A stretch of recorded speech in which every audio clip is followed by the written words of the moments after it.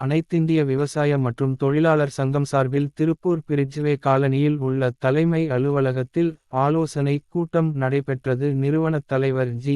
விவசாய மணி என்கிற ஜி. சுப்பிரமணி அவர்களின் தலைமையில் நடந்தது. இதில் கிளை, நகரம், ஒன்றிய மற்றும் வார்டு உறுப்பினர்கள் கலந்து கொண்டு பல்வேறு கருத்துக்களை தெரிவித்தனர். பின்னர் அனைத்திந்திய விவசாய மற்றும் தொழிலாளர் சங்க தலைவர் ஜி. சுப்பிரமணி அவர்கள் பேசியதாவது: தமிழ்நாட்டில் 1260 விவசாய சங்கம் பலன் இல்லாமல் இருக்கிறது. ஆனால் நமது சங்கம் வலிமையாகவும் திறமையாகவும் நல்ல பாதையை நோக்கி செல்லுகிறோம். கஷ்டம் நஷ்டத்தை பிறரிடம் சொல்ல வேண்டாம். உறுப்பினர்கள் அனைவரும் முன்னேற வேண்டும் என பேசினார்.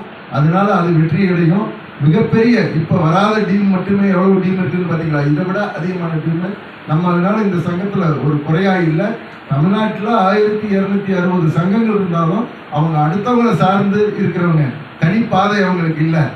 அதே மாதிரி நம்ம தனி பாதையா மட்டும் இல்லை, நம்ம தனி ரோடே போட்டு வச்சிருக்கிறோம். இது உறுதியா வெற்றி பெறும். வெற்றி பெற நாள்